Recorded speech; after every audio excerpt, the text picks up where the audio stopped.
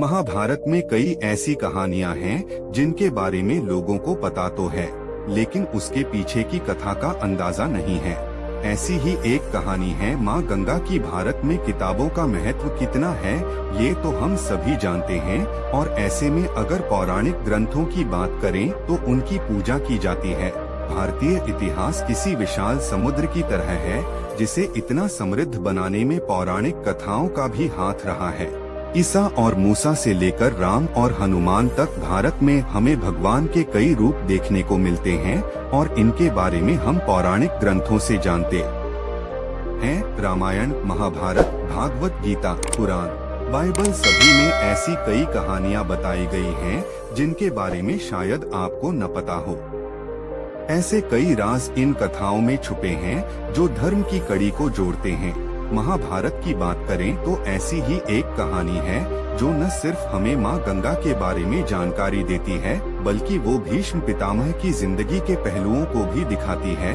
आज हम बात कर रहे हैं महाभारत की उस कथा की जहाँ माँ गंगा अपने 7 बेटों को पैदा होते ही नदी में डुबोकर मार देती है। महाभारत की कथा। महाभारत में गंगा, राजा प्रतिपद और शांतनु की कथा है, जहां श्राप मुक्ति का भी जिक्र है। दरअसल स्वर्ग में 8 वासु थे जिन्हें श्राप मिला था कि वो पृथ्वी पर पैदा होंगे। पृथ्वी, जिसे मृत्युलोक भी कहा जाता है, वहां इंसान का जन्म पाप भोगने के लिए भी होता है। इन 8 वासु का उद्धार करने के लिए गंगा ने ये कदम उठाया था। उन्हें अपने उदर से जन्म देकर गंगा ने अगले ही दिन मार दिया था, ताकि उनका पृथ्वी पर जन्म लेने का श्राप पूरा हो सके और वो स्वर्गलोक में वापस जा सके। गंगा ने 7 बेटों को तो मार दिया था, लेकिन 8वें बेटे के जन्म के बाद गंगा के पति शांतनु ने गंगा को रोक दिया था, जिसके बाद गंगा शांतनु को छोड़कर चली गई थी, और उस 8वें पुत्र का नाम था भीष्म पितामह, जिन्हें गंगा पुत्र भी कहा जाता है। ये थी गंगा की कथा जिसे महाभारत में बताया गया है, पर इसमें मौजूद लोग कौन थे?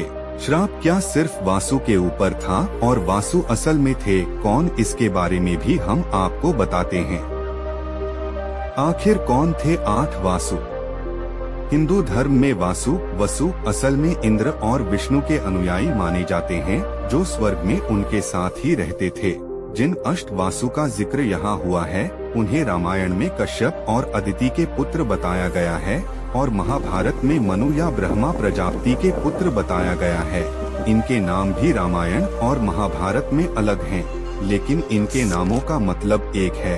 ये 8 वासु 8 अलग अलग चीजों को दर्शाते हैं, जैसे पृथ्वी, पानी, अग्नि, वायु, सूर्य, आकाश, चंद्रमा और सितारे। कैसे मिला था इन 8 वासु को श्राप? महाभारत के अनुसार इन 8 वासु में से एक प्रभास की पत्नी द्यू ने एक दिन जंगल में एक गाय को देख लिया। ये गाय कोई आम गाय नहीं थी, बल्कि ऋषि वशिष्ठ की गाय थी, जिसे धरती पर उद्धार करने के लिए भेजा गया था। प्रभास ने अपने अन्य 7 भाइयों की मदद से इस गाय को चुरा लिया।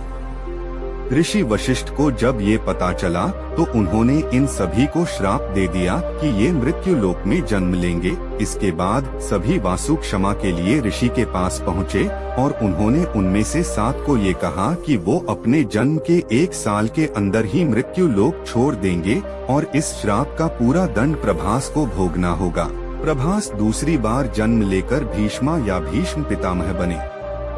जहाँ भी महाभारत का जिक्र आता है और गंगा के अपने ही पुत्रों को मारने की बात सामने आती है, वहाँ पर वासु का श्राप ही बताया जाता है। लेकिन असल में ये गंगा और शांतनु के यहाँ ही क्यों पैदा हुए, उसके पीछे भी एक कहानी है। ये कहानी शुरू होती है शांतनु के पहले जन्म से, जहाँ वो इक्ष्वाकु साम्राज्य को महान राजा महाभिष हुआ करते थे। उन्होंने हजारों अश्वमेध यज्ञ करवाए थे, और मृत्यु के बाद स्वर्ग लोक में उन्हें जगह मिली थी। स्वर्गलोक में ब्रह्मा के दरबार में उनकी बेटी गंगा भी मौजूद थी। इसी के साथ अन्य देवतागण और अनुयायी भी मौजूद थे। एक दिन जब दरबार में मौजूद सभी प्रार्थना मुद्रा में थे, तब हवा के कारण गंगा के वस्त्र हिल गए। सभी ने ये देख अपना सिर झुका लिया, लेकिन महाभिष ने ऐसा नहीं किया।